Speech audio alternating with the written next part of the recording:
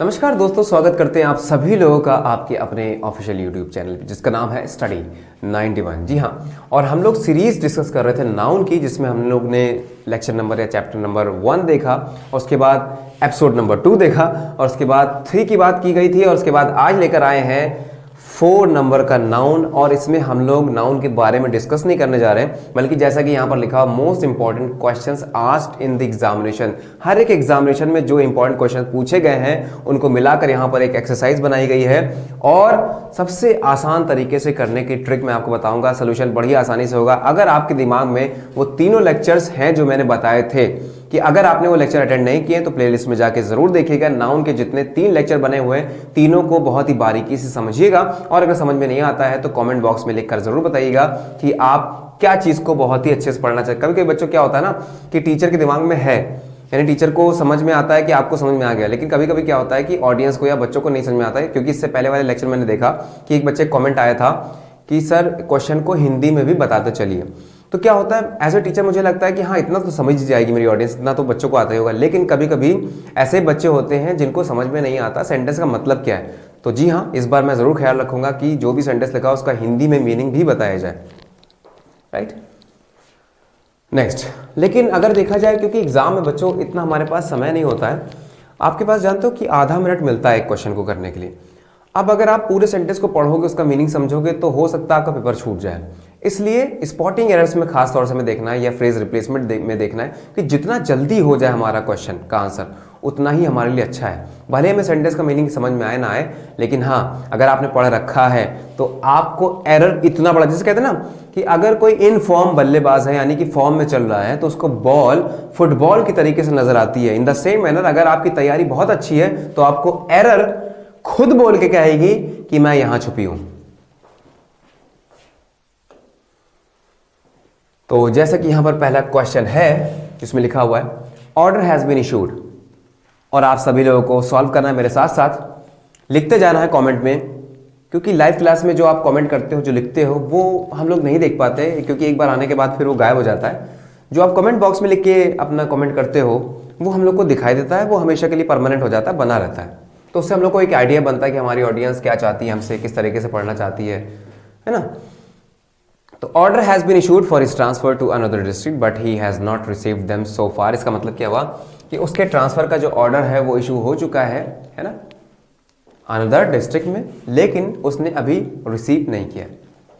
अच्छा एक बात देखें, but he has not received them, और यहां पर तो ऑर्डर की बात हो रही। मैं आपको बता दूं कि कुछ ऐसे नाउन्स होते हैं जो कि प्लूरल फॉर्म में यूज होते हैं, हमेशा सिंगुलर फॉर्म में यूज नहीं किए जाते। जैसे कोई कितना कमाता है, ये उसकी बेटा अर्निंग नहीं होती है, क्या होती है?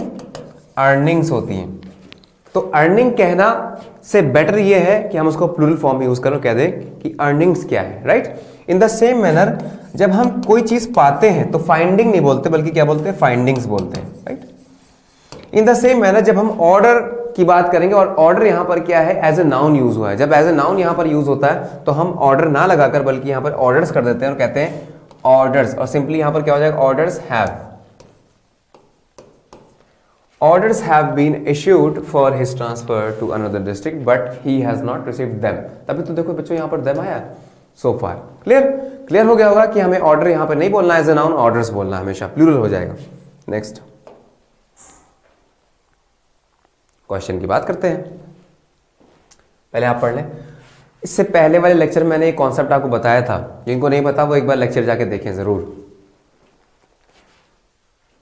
There was no space in my car, so I didn't ask you anything। मेरी कार में कोई भी जगह नहीं थी इसलिए मैंने आपसे नहीं पूछा। राइट, ये कहना चाह रहा है। तो मैं बता दूं कि ऐसा खाली जगह जो लिमिट वाली होती है, विद लिमिटेशंस होती, कार में हो गया, बस में हो गया, कंपार्टमेंट में हो गया, या रूम में जो जगह होती है वो रूम ही कहलाती है। कोई भी जगह जो लिमिटेड हो इसको हम लोग स्पेस नहीं बोलते बल्कि रूम बोलते हैं। तो क्या बोलेंगे? There was no room. जब बच्चों शुरुआत में मैं तैयारी कर रहा था, मैं भी पढ़ाई करता था आपकी तरह, तो ये क्वेश्चन जब मैंने पढ़ा या मेरे टीचर ने पढ़ाया तो मुझे बड़ा अजीब सा लगा कि यार कार में रूम कैसे आ सकता है। लेकिन यही सही होगा क्योंकि उन्होंने कॉन्सेप्ट बताया कि जिसमें कुछ लिमिटेशंस नहीं होते वो स्पेस होता है। प्लेस का मतलब एक और वर्ड होता है प्लेस। प्लेस का मतलब जगह जो ऑक्यूपाइड है, यानी कि कुछ एरिया है जहां पर कुछ ना कुछ है। जबकि रूम का मतलब होता है ऐसी खाली जगह जो कि बाउंड है, बंधी हुई, लिमिटेड है। Next, there are 2 scores books which are lying unused in the library. Score का मतलब होता है 20 का सेट, जैसे डजन का मतलब होता है 12, एक स्कोर में होते हैं 20, ये 20 का सेट होता है, राइट।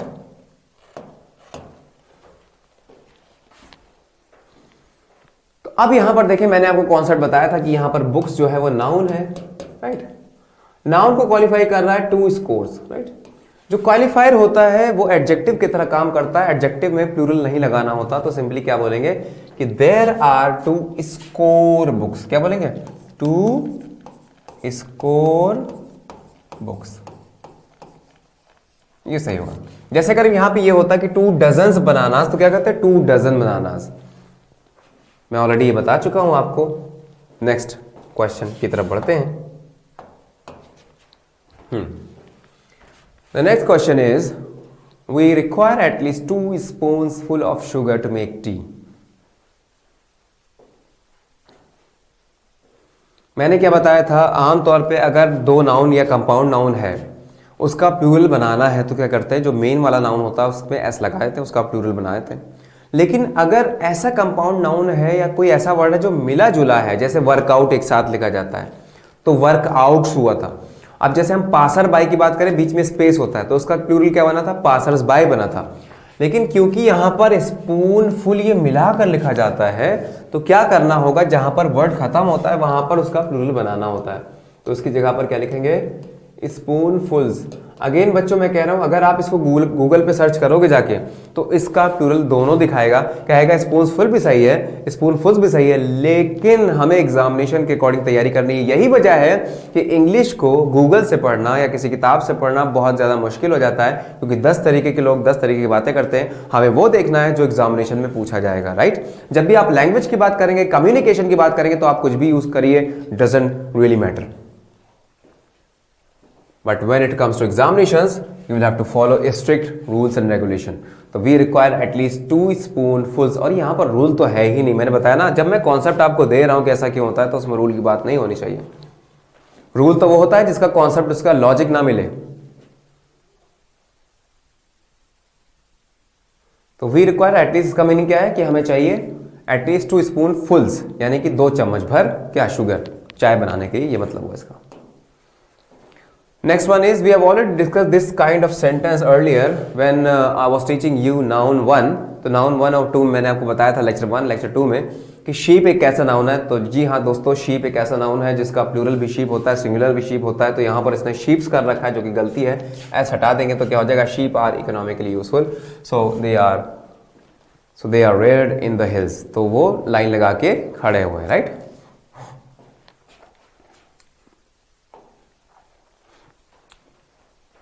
नेक्स्ट क्या है? I have not gone through the letter and so I am not aware of its content. कह रहा है गॉन थ्रू का मतलब क्या हुआ, मैंने ये लेटर नहीं पढ़ा है तो मुझे इसके कंटेंट्स के बारे में, इसमें क्या है नहीं पता। जब कभी भी हम लोग बुक की बात करते हैं या लेटर की बात करते हैं और उसके कंटेंट्स की बात करते हैं, तो वो हमेशा कंटेंट्स होगा, कंटेंट नहीं होगा, राइट। तो इसमें एस लगाने की जरूरत है, क्योंकि कंटेंट जो वर्ड है, ये जिसको हम लोग कंटेंट भी बोलते हैं, ये काउंटेबल भी होता है, अनकाउंटेबल भी होता है। अनकाउंटेबल जब पूरा मैटर है कि हमें कंटेंट जरा इसका समझने दो, है ना, जब वो पूरा मैटर है तो वो अनकाउंटेबल होगा। जब उसमें आ जाएगा इंडेक्स वगैरह, उसमें कई चीजें आ जाएंगी, डिवाइडेड हो जाएंगी, तो वो बन जाता है काउंटेबल। इस कंडीशन में हमेशा कंटेंट्स का यूज करेंगे, राइट, एस लगा देंगे। Next is, I shall not attend the meeting since I have many works to complete within allotted time। अब यहां पर देखें, I shall not attend the meeting, मैं मीटिंग अटेंड नहीं करूंगा, क्योंकि यहां पे since का मतलब क्या है? क्योंकि I have many works। Works, अरे भाई वर्क क्या होता है? अनकाउंटेबल। अनकाउंटेबल नाउन में ऐसे एस नहीं लगाते। साथ ही साथ मैनी काउंटेबल के लिए आता है, तो इसकी जगह क्या लिखेंगे कि I have much work. I have much work to complete within allotted time. Next, you should always be true to your words, ये भी सेंटेंस ऐसा है जो मैं ऑलरेडी डिस्कस कर चुका हूं आप सभी लोगों से। जब भी आप अपनी बात के प्रति या अपने प्रॉमिस के प्रति सत्य होने की बात करते हो तो यहां पर जो वर्ड लिखा होता है ना, वर्ड, एक वर्ड का मतलब तो शब्द होता है, लेकिन यहां पर वर्ड का मतलब है प्रॉमिस। तो जब भी वर्ड का मतलब प्रॉमिस होता है तो ये बन जाता है अनकाउंटेबल। और आपको पता होना चाहिए कि अनकाउंटेबल नाउन का प्लूरल नहीं बनाया जाता है, तो सिंपली यहां पर क्या करना होगा बच्चों, यहां पर करना होगा वर्ड। क्या बोलेंगे, you should always be true to your word, अपने कही गई बात या प्रॉमिस के प्रति आपको सच्चा होना चाहिए। नेक्स्ट क्वेश्चन पे चले आते हैं। लिखा हुआ है you have to send the application form to the headquarter of IOB in Chennai. चले भाई कोशिश करें, you have half a minute of time, आधे मिनट में आप सॉल्व करके बताएं कि इसमें एरर क्या होगा। बहुत ही ईजी है। सभी बच्चे जब भी क्लास देखा करें तो कमेंट बॉक्स में कमेंट करके आंसर ज़रूर लिखा करें, ताकि मुझे पता चल जाए कि मेरी ऑडियंस कितना ज़्यादा अवेयर है, कितना ज़्यादा पहले से उनको आता है। Right, so you have to send the application form, आपको एप्लीकेशन फॉर्म भेजनी है कहाँ पर, हेडक्वार्टर्स में। यानी कि मैंने आपको बताया था जब भी हम जगह की बात करेंगे, बिल्डिंग्स की बात करेंगे जहाँ पर लोग रहते हैं, उसके लिए हमेशा हेडक्वार्टर्स, क्वार्टर्स वर्ड का यूज करेंगे, हेडक्वार्टर नहीं होगा। एस लगा दो यहाँ पर, headquarters of IOB in Chennai. Now the next one is 10th one, that is saying she couldn't attend, वो अटेंड नहीं कर सकी आज की class, today's class, as she was out of sort today, क्योंकि वह बीमार थी। आउट ऑफ सॉर्ट का मतलब क्या, वह बीमार थी। तो अगेन मैंने आपको बताया था कि कुछ ऐसे फ्रेजेस होते हैं जिसमें हम लोग हमेशा, जैसे आउट ऑफ डोर हो गया तो आउट ऑफ डोर्स हो जाता है, मैन ऑफ पार्ट नहीं होता, मैन ऑफ पार्ट्स होता है। In the same manner out of sorts होता है। क्या करना है, यहाँ पर एस लगा देना है, सेंटेंस हमारा सही हो जाएगा। क्या बोलेंगे, आउट ऑफ सॉर्ट्स, जिसका मतलब होता है फीलिंग अनवेल या तबीयत खराब हो जाना। आउट ऑफ सॉर्ट्स जिसका मतलब फीलिंग सिक। नाउन का थर्ड वाला लेक्चर देखना, थर्ड लेक्चर उसमें मैंने बताया है। नाउन को मैंने 3 पार्ट में पढ़ाया है, तीसरा वाला देखना, उसमें मैंने बताया है कि out of sorts, out of doors, man of parts कैसे यूज किया जाता है। Now the next one is the jury were divided in its opinions. ये मैंने ऑलरेडी डिस्कस किया था नाउन सेकंड लेक्चर में। The jury were divided, jury divided थे इसलिए यहां पर वर आया। कोई भी कलेक्टिव नाउन सिंगुलर या प्लूरल दोनों हो सकता है। सिंगुलर तब होगा जब इसमें जितने भी लोग हैं आपस में सहमत होंगे, एक मत पर होंगे। प्लूरल तब बन जाता है जब उसमें लोग आपस में डिवाइड हो जाते हैं, आर्गुमेंट या फाइटिंग करना शुरू कर देते हैं, तो वो डिवाइडेड हो जाते हैं, इसलिए बन जाते हैं प्लूरल। तो यहाँ पे क्योंकि डिवाइड थे इसलिए मैंने ज्यूरी के साथ क्या लगा दिया, वर लगा दिया, कलेक्टिव नाउन है। जजेस का ग्रुप कहलाता, जजेस का ग्रुप जो था वो क्या था, आपस में डिवाइड था, यानी एक दूसरे की बात नहीं मान रहे थे अपने अपने ओपिनियन में। तो जब ये डिवाइड थे और यहाँ पर वर लगाया, इसका मतलब ये हो गया प्लूरल नाउन। तो प्लूरल नाउन के लिए हम लोग इट्स नहीं लगा सकते, बल्कि दियर लगाना पड़ेगा, THER। अब सेंटेंस हमारा सही होगा, the jury were divided in their opinions as we came to know, जैसा हमें पता चला। Now the next is 12th, I don't think it is your house, मुझे नहीं लगता कि ये तुम्हारा हाउस है, इट इज समबडीज एल्स, ये किसी और का है। अच्छा देखो, इसमें कोई रूल नहीं है, ये है किसी और का है। इसलिए मैं कहता हूं ना, हिंदी से जुड़े रहिए, अपनी मातृभाषा से जुड़े रहिए, इंग्लिश बहुत आसान हो जाएगी। क्योंकि अगर आप इंग्लिश को सिर्फ इंग्लिश की तरीके से देखें ना, कभी तैयार नहीं हो पाएगी, आप रूल से रटते रह जाओगे। किसी और का है, देखो किसी के लिए क्या लगाया, somebody, some boys, यहां लिखा है somebody होना चाहिए बेटा, somebody है ना, some boy नहीं, somebody वो टाइपो है, यानी कि मिस्टेक हो गया है लिखने में, somebody's else होगा। तो किसी के लिए हमने लगा दिया somebody, और के लिए लगा दिया else, है ना। का जो जुड़ा हुआ है, का यानी पोजीशन ऑफ, ये और के बाद आ रहा है। ये तो मैंने नहीं लिखा ना कि किसी का और है, किसी का और है, तो भाई किसी के बाद आप का नहीं लगा सकते, इसका मतलब somebody's नहीं कर सकते। ये एपोस्ट्रोफी एस कहां पर जाएगा, somebody, इसको क्या करेंगे, ये हटा देंगे, हो जाएगा somebody else's, ये else's, somebody else's, right. Next देखते हैं। She misplaced her spectacled. She misplaced, उसने कहीं और रख दिया है, मिसप्लेस करके भूल गई है अपना चश्मा, स्पेक्ट्स जिसको बोलते हैं। Is not feeling great difficulty in studying, और उसको बहुत ज्यादा डिफिकल्टी आ रही पढ़ने में, ये कहना चाह रहा है। अगेन आपको पता होना चाहिए कि ये पेयर वाला नाउन है। गॉगल्स हो गया, ट्राउजर्स हो गया, पैंट्स हो गया, शॉर्ट्स हो गया, हेडफोन्स हो गया, ईयरफोन्स हो गया, स्लीपर्स हो गया, ये सब के सब होते हैं प्लूरल जो कि पेयर में आते हैं, और इसमें एस लगाना जरूरी है। स्पेक्टिकल्स, राइट, एस लगा दो, यानी कि यहां पर भी आप एस लगा सकते हो, सेंटेंस हमारा सही हो जाएगा। Now coming to the next is Arabian Nights are a collection of very interesting episodes of adventure. Arabian Nights क्या है? कलेक्शन है इंटरेस्टिंग एपिसोड्स का, एडवेंचर का, राइट। तो मैंने बताया था जैसे डार्ट एक गेम होता है, उसको हम लोग डार्ट्स बोलते हैं, डार्ट्स, और वो प्लूरल नहीं होता है। In the same manner Arabian Nights नाम है, कहानियों का नाम है, लेकिन ऐसा नहीं कि यहां पर बहुत सारे अरेबियन नाइट्स हों, एक ही की बात की जा रही है, इज लगेगा। Arabian Nights is a collection of very interesting episodes of adventure. Right भाई, क्लियर है? 15 पे आ जाते हैं। लिखा है I hope to visit my uncle only next year during summer vacations. जल्दी से सोचें और बताएं आंसर, इसमें क्या एरर होना चाहिए। मैं होप करता हूं, मैं आशा करता हूं विजिट करने के लिए माई अंकल, मेरे अंकल के हाउस। यहाँ पे हाउस गिवन नहीं है, लेकिन समझ में वही आ रहा है। टू विजिट, जैसे मैं कहते हैं ना कि कम टू मी, मतलब मेरे पास आओ, यही मतलब होता है। तो I hope to visit my uncle, मैं अपने अंकल को विजिट करना चाहता हूँ, होप करता हूँ। ओनली नेक्स्ट ईयर में ड्यूरिंग समर वैकेशंस। आपको पता होना चाहिए, जब मैंने काउंटेबल अनकाउंटेबल बताया था, पढ़ाया था, तो मैंने आपको ये बताया था कि वैकेशन एक ऐसा नाउन है जो अनकाउंटेबल में आता है। लीव हो गया, हॉलीडे हो गया, राइट, यह है काउंटेबल। जबकि वैकेशन जो होता है ये होता है अनकाउंटेबल नाउन, और अनकाउंटेबल नाउन में एस लगाने की जरूरत नहीं पड़ती। तो क्या हो जाएगा? I hope to visit my uncle only next year during summer vacation. S हटा दो बच्चों, सेंटेंस हमारा सही हो जाएगा।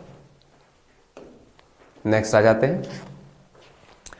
लिखा है he invited all his sister in laws to the party. चलिए भाई आंसर बताइए, बहुत ही इजी है, कुछ नहीं करना है इसमें, बहुत आसान। ही इन्वाइटेड ऑल हिज, ऑल का मतलब क्या हुआ? एक से ज्यादा, सिस्टर इन लॉज, और सालियां हो सकती हैं बहुत सारी, तो उसने कहा he invited all his sister in laws. यहां पर एस नहीं लगाना, जो मेन नाउन होता है ना वहां पर एस लगता है, हमें अपॉस्ट्रोफी एस नहीं लगाना। हमें अपॉस्ट्रोफी एस अगर लगाना होता तो लॉज अपॉस्ट्रोफी एस यहां पे करते, लेकिन क्योंकि यहां पर बात हो रही है एक से ज्यादा की, तो जो नाउन हमारे पास कंपाउंड नाउन का मेन नाउन है ना, उसमें एस लगाना पड़ेगा। तो सिस्टर की जगह क्या हो जाएगा? सिस्टर्स, एक से ज्यादा है ना, उसने इन्वाइट किया अपने सभी सिस्टर्स इन लॉ को, राइट। यहां से एस हट जाएगा, यहां लग जाएगा, sisters in law to the party. Next is the tables wood is infested with mite, कीड़े मकोड़े होते हैं mite, and I'm likely to dispose it off, और मैं इसे फेंकने वाला हूं। इन्फेस्टेड का मतलब क्या? भरा हुआ, कीड़ों से भरा हुआ है वुड जो है, इसलिए मैं इसको डिस्पोज ऑफ करने वाला हूं। तो मैंने जैसा कि आपको बताया था अपॉस्ट्रोफी एस का यूज हम लोग नॉन लिविंग के साथ नहीं करते। जैसे लिखा है रवीज टेबल इज से इन्फेस्टेड, यही सेंटेंस अगर लिखा होता है ऐसे कि Ravi's table is infested with might, तो सेंटेंस सही होता है, क्योंकि जहां पर हमने अपॉस्ट्रोफी एस लगाया है वो एक पर्सन है, देखो पर्सन। लेकिन अपॉस्ट्रोफी एस का यूज हम लोग नॉन लिविंग के साथ नहीं कर सकते, जबकि यहां पर देख सकते हैं कि हमने कहा है टेबल्स वुड, टेबल की लकड़ी, तो टेबल क्या है? नॉन लिविंग है, इसलिए ये एक्सप्रेस करना गलत हो जाएगा। हम इसको कैसे बोलेंगे? The wood of the table. क्या बोलेंगे, the wood of the table is infested with mites and I am likely to dispose it of. अब सही हो जाएगा, right. Now the next is the moral, साहस, मोरल यानी कि जो आपके अंदर जो साहस होता है उसको मोरल कहते हैं। The moral of the army was high for the news. यहाँ पर फॉर का मतलब है बिकॉज ऑफ द न्यूज़, क्योंकि आप देखें बिकॉज को एज ए कंजंक्शन यूज़ किया जाता है और बिकॉज ऑफ जो आता है वो प्रेपोजिशन की तरह आता है। In the same manner for preposition भी होता है, फॉर एक कंजंक्शन की तरह भी यूज़ होता है। यहाँ पे एज ए कंजंक्शन यूज़ हुआ है कि जो मोरल था आर्मी का वो हाई था, क्योंकि द न्यूज़ जो आ रही थी from the front was very encouraging, बहुत अच्छी न्यूज़ थी, इंकरेज करने वाली थी। इसका मतलब सेंटेंस में कोई भी एरर नहीं जाएगा। कई बच्चे इसमें फॉर देख के घबरा जाएंगे, लेकिन यहाँ पर बच्चों फॉर का मतलब है बिकॉज से, ठीक है। तो फॉर का यूज बिकॉज के स्थान पर भी किया जा सकता है, नोट कर सकते हैं। Now the next question is I cannot come because I have to play 2 series of matches। ये कुछ अटपटा सा नहीं लग रहा है, सॉरी, सीरीज ऑफ मैचेस। मैंने आपको बच्चों कुछ ऐसे नाउन्स बताए थे जो कि सिंगुलर और प्लूरल में सेम रहते हैं, उसमें स्पेलिंग चेंज करने की जरूरत नहीं पड़ती, जैसे कि शीप हो गया, फिश हो गया, स्पीशीज हो गया, या ऑफस्प्रिंग हो गया, या डियर हो गया, बेयर हो गया। इन सब में एस लगाने की जरूरत नहीं पड़ती। इन द सेम मैनर सीरीज उसी कैटेगरी में नाउन की आता है जिसमें हम लोग कहते हैं कि इसमें एस लगाने की जरूरत नहीं है। अगर हम प्लूरल बना रहे हैं तो उसमें भी एस नहीं लगना है। सिंपली क्या बोलेंगे, I can not come because मैं नहीं आ सकता हूं क्योंकि आई हैव टू प्ले, मुझे खेलना है 2 श्रृंखलाएं, 2 श्रृंखलाएं मैचेस की। तो श्रृंखलाओं को हम लोग प्लूरल में नहीं लिखते ऐसे, तो क्या हो जाएगा 2 सीरीज, और प्लूरल ही है ये बच्चों, 2 लगा दिया। प्लूरल भी इसका क्या होता है, सीरीज ही होता है, सीरीजेस नहीं होता। 2 सीरीज ऑफ मैचेस, ठीक।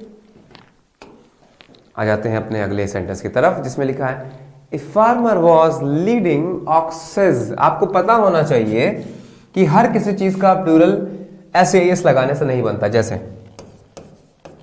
चाइल्ड का चिल्ड्रन बनता है, नाइफ का नाइफ्स हो जाता है, right. In the same manner ox का ऑक्सन हो जाता है, ऑक्सेस नहीं, यहां पर क्या होगा, ऑक्सन। एक फार्मर जो था वो ऑक्सन को आगे बढ़ा रहा था, यानी बैल को, तो इस फील्ड, अपनी फील्ड में। फॉर प्लॉइंग का मतलब क्या हुआ, खेत जोतने के लिए, early in the morning, right.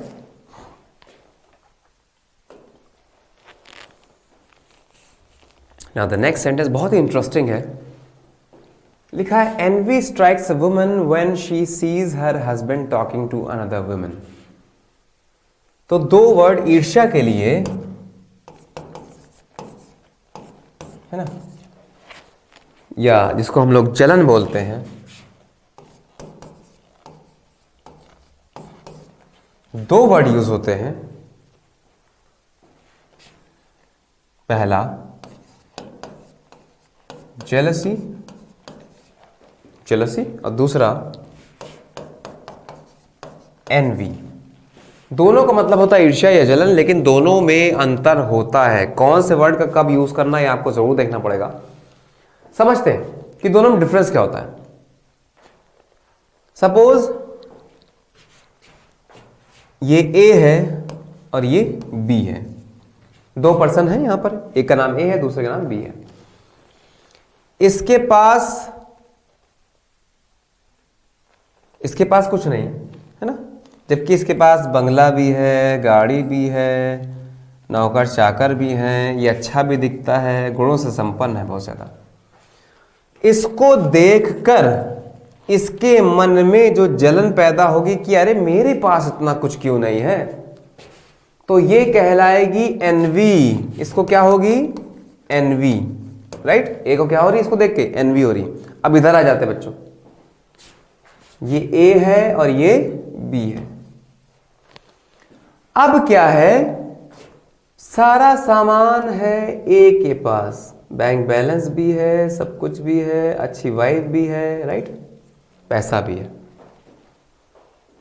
अब बी को अगर देख के जलन होती तो वो अगेन एनवी होगी, लेकिन यहां पर दोस्तों कहानी चेंज हो जाती, बदल जाती है। अब बी इसके पास आया चल के, और कहा अरे भाई तुम्हारे पास तो सब कुछ है ना, थोड़ा रुपया पैसा हमें दे दो, है ना।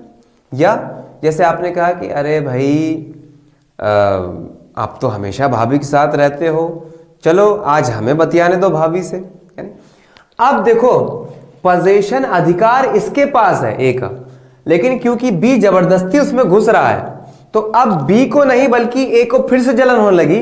भले उसके पास सब कुछ है तब भी ए को जलन हो रही है कि मेरे पास जो कुछ है वो कहीं बी लेकर उसकी गंदी निगाहें इस पर ना पड़ जाए किसी चीज पर मेरे, और कहीं ना कहीं असर पड़ जाए चीजों के ऊपर, यानी कहते हैं ना नजर लगा देना, तो मेरे कहीं बंगले पे नजर ना लगा दे, मेरे पैसों पे या मेरी बीवी पे, जो सुंदर बीवी है उसको ना देखने लगे। तो ऐसी जो जलन मचती है उसको हम लोग बोलते हैं जेलसी। तो अब ए को क्या हो रही है, जेलसी हो रही है। तो अब देखें कह रहा है कि जलन स्ट्राइक्स करती है एक वुमन को जब वो देखती है अपने हस्बैंड को किसी और से बात करता हुआ, है उसी का हस्बैंड और उसी को जलन हो रही क्योंकि वो दूसरे के पास जाने की कोशिश कर रहा है। जब ये फीलिंग आ जाए कि मेरी कोई चीज दूसरा ना ले जाए, है ना, ये एक फीलिंग आ जाए, तो ऐसे में जो जलन पैदा होती है उसको हम लोग जेलसी बोलते हैं, एनवी नहीं, जेलसी यहां पर होगा, jealousy strikes a woman, right. उम्मीद है ये बड़ा ही इंटरेस्टिंग क्वेश्चन था, आप सभी लोगों के समझ में आया होगा। Coming to the question number 22, that is the committee could not come to a final conclusion। तो मैं आपको बता दूं कुछ ऐसे वर्ड्स होते हैं नाउन में जो कभी एक साथ यूज नहीं होते हैं और उसको बोला जाता है केस ऑफ रिडंडेंसी, या जिसको बोला जाता है case of superfluous thing. Superfluous का मतलब क्या होता है, अतिरिक्त यूज। किसी भी लैंग्वेज में हम लोग अतिरिक्त यूज से बचते हैं, जैसे कि कई लोग कहते हैं कि रिपीट इट अगेन, कहते हैं कि नहीं, तो रिपीट के साथ बच्चों अगेन नहीं आता है, यहां क्रॉस कर दिया, रिपीट के साथ अगेन नहीं आता क्योंकि रिपीट का मतलब ही होता है दोबारा कहना। फिर कई लोग कहते हैं I would like to kindly request, kindly request, तो मैं आपको बता दूं कि काइंडली भी वही होता है जो रिक्वेस्ट होता है, इसलिए दोनों वर्ड एक साथ नहीं जाते। फिर क्या होता है, कभी कभी लोग लगाते हैं ब्लंडर के साथ मिस्टेक,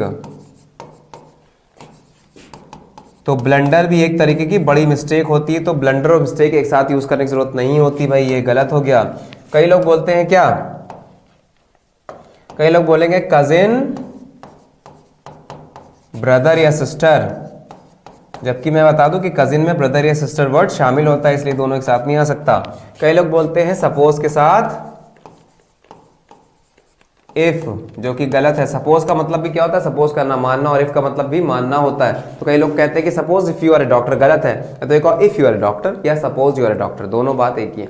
कई लोग करते हैं रिटर्न के साथ या रिवर्ट के साथ लगाते हैं क्या, इन दोनों के साथ लगाते हैं बैक, तो रिटर्न और रिवर्ट के साथ बैक का यूज नहीं किया जाता। इन द सेम मैनर न्यू के साथ इनोवेशन नहीं आता,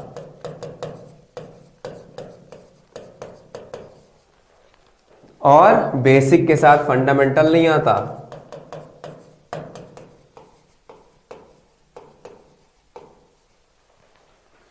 और फाइनल कंक्लूजन, कंक्लूजन पहले से फाइनल होता है इसलिए उसमें फाइनल लगाने की जरूरत नहीं, तो क्या बोलेंगे, फाइनल वर्ड हटा देंगे, हमारा सेंटेंस सही हो जाएगा। The committee could not come to a conclusion, the committee could not come to a conclusion, यानी कमिटी जो है नहीं आ सके किसी कंक्लूजन पे, फाइनल लगाने की यहां पर जरूरत नहीं है। तो उम्मीद है ये भी आपको समझ में आ चुका होगा। चलते हैं अपने अगले क्वेश्चन की तरफ। The police has received the important information that can help them solve the case. तो पुलिस रिसीव कर चुकी है इंपॉर्टेंट इंफॉर्मेशन को जो कि हेल्प कर सकती है उन्हें, पुलिस वालों को, सॉल्व करने में केस को। तो मैंने आपको बताया था अपने लेक्चर में नाउन के कि पुलिस जो वर्ड होता है ना हमेशा प्लूरल होता है, तो यहां पर हैज काट देंगे और लगा देंगे हैव, राइट। तो यहां पर कोई दिक्कत मुझे नहीं लगता कि होनी चाहिए। Next is one of her firmest belief among the Hindus is that karma affects life and hereafter। मतलब क्या हुआ, उसके सबसे जो मजबूत बिलीफ है उनमें से एक ये कहता है, जो हिंदूज के अमंग यानी हिंदूज में जो है, इज दैट कि कर्मा जो होता है ना इंसान का जो कर्म करता है वो अफेक्ट करता है लाइफ को और हेयर आफ्टर को। हेयर आफ्टर का मतलब क्या है, लाइफ से यहां से जाने के बाद यानी मरने के बाद जिस जहान में हम लोग जाते हैं उसको भी इफेक्ट करता है। कहते हैं ना, कई लोग इस जीवन को ही सब कुछ मानते हैं। लोगों का हक मारना, लोगों की बिल्डिंग्स पे या बंगले पे उसके पैसे पे नज़र रखना, या कई लोगों के लिए गड्ढा खोदना, कई लोग करते हुए। जैसे आप जॉब्स में बात करें तो आमतौर पे प्राइवेट ऑर्गेनाइजेशन में यही होता है कि दूसरे लोगों के लिए हमने गड्ढा खोदा। क्या करा कि हमने अपने बॉस की बटरिंग की, हम आगे बढ़ गए, और जो हमसे नीचे है हमने उसको दबा दिया, उसके अच्छे कामों को हमने ऊपर तक नहीं पहुंचाया, दूसरे के साथ हमने गलत किया।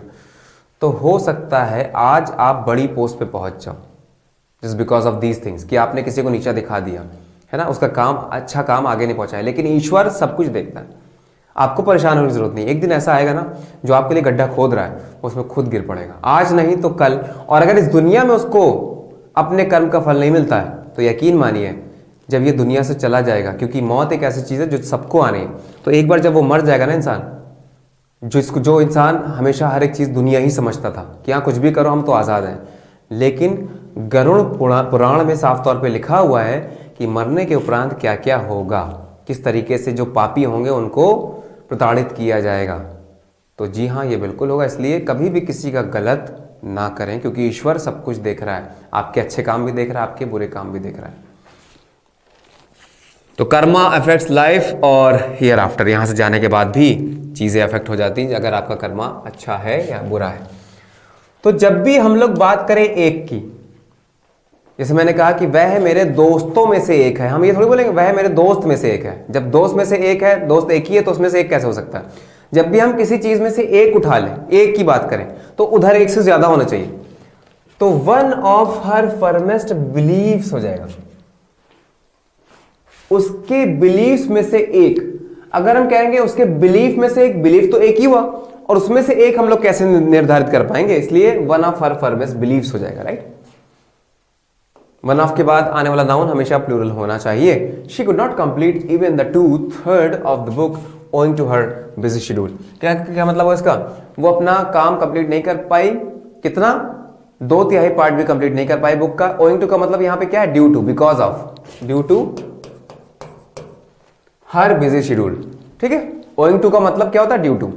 तो अब गलती इसमें यह है बच्चों, जब मैं आपको पढ़ा रहा था सब्जेक्ट वर्ब अग्रीमेंट, तो मैंने आपको बताया था कि ये क्या हो गया, 1/3, 1/3 को क्या बोलते हैं? 1/3। 1/4 को 1/4। लेकिन जैसे ही ये एक से ज्यादा होता है, यानी कि न्यूमरेटर, यानी जिसको हम लोग अंश बोलते हैं, जैसे ही ये एक से ज्यादा बड़ा, और हमने मान लो कह दिया